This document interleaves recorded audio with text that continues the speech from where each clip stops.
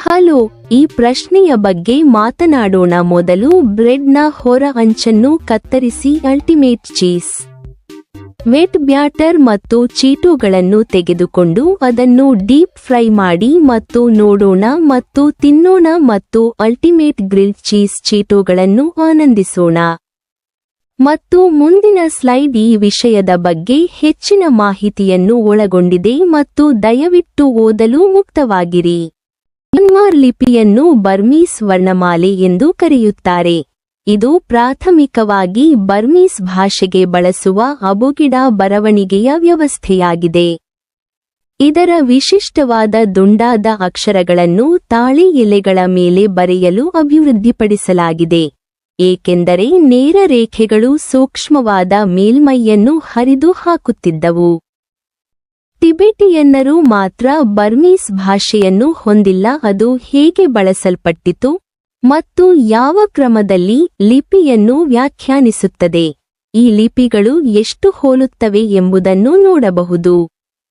ಆದರೂ ಅವುಗಳನ್ನು ಇನ್ನೂ ಭಾರತೀಯ ಭಾಷೆಗಳೆಂದು ಪರಿಗಣಿಸಲಾಗುತ್ತದೆ. ಈಗ ಟಿಬೆಟಿಯನ್ ಮತ್ತು ಬರ್ಮೀಸ್ ಭಾಷೆಗಳನ್ನು ಹೋಲಿಸೋಣ. ಆದರೆ ಬರ್ಮೀಸ್ ಮತ್ತು ಟಿಬೆಟಿಯನ್ ಎರಡೂ ಭಾಷೆಗಳು ಮತ್ತು ಸಾಂಸ್ಕೃತಿಕ ಗುಂಪುಗಳು, ಆದರೆ ಅವು ವಿಭಿನ್ನವಾಗಿವೆ. ಬರ್ಮೀಸ್ ಮ್ಯಾನ್ಮಾರ್, ಬರ್ಮಾ ಭಾಷೆ ಮತ್ತು ಸಂಸ್ಕೃತಿಯನ್ನು ಸೂಚಿಸುತ್ತದೆ, ಆದರೆ ಟಿಬೆಟಿಯನ್ ಜನರು ಮತ್ತು ಟಿಬೆಟ್ ಪ್ರದೇಶದ ಭಾಷೆ ಮತ್ತು ಸಂಸ್ಕೃತಿಯನ್ನು ಸೂಚಿಸುತ್ತದೆ. ಬರ್ಮೀಸ್ ಮತ್ತು ಟಿಬೆಟಿಯನ್ ಭಾಷೆಗಳು ಎರಡೂ ದೊಡ್ಡ ಸಿನೋ ಟಿಬೆಟಿಯನ್ ಭಾಷಾ ಕುಟುಂಬಕ್ಕೆ ಸೇರಿವೆ, ಆದರೆ ಪರಸ್ಪರ ಗ್ರಹಿಸಲು ಸಾಧ್ಯವಿಲ್ಲ.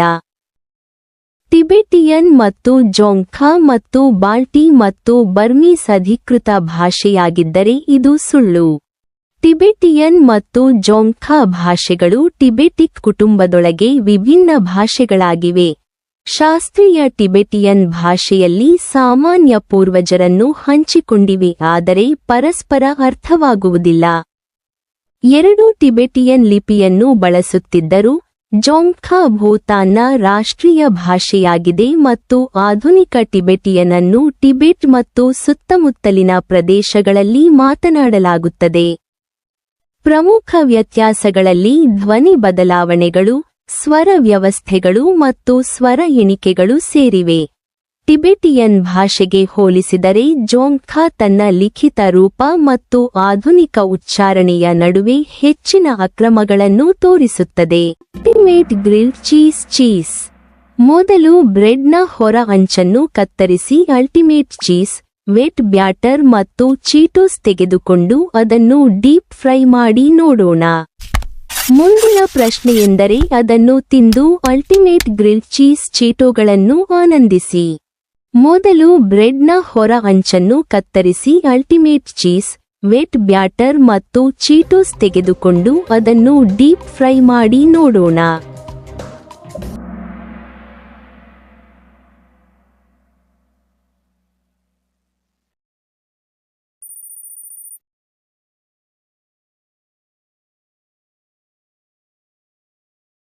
ಇದನ್ನು ತಿಂದು ಅತ್ಯುತ್ತಮ ಗ್ರಿಲ್ಡ್ ಚೀಸ್ ಚೀಟೋಗಳನ್ನು ಆನಂದಿಸಿ.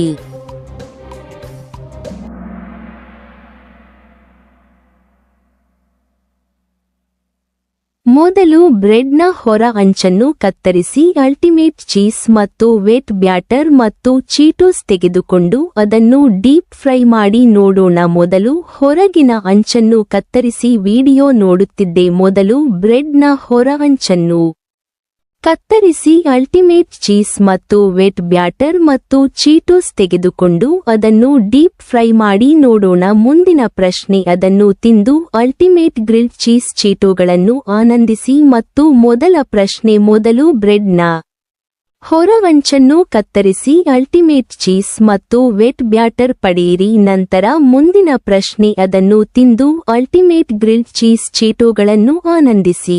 ನಂತರ ಭೇಟಿಯಾಗೋಣ. Bye bye. ನಂತರ ಭೇಟಿಯಾಗೋಣ. Bye bye. ನಂತರ ಭೇಟಿಯಾಗೋಣ.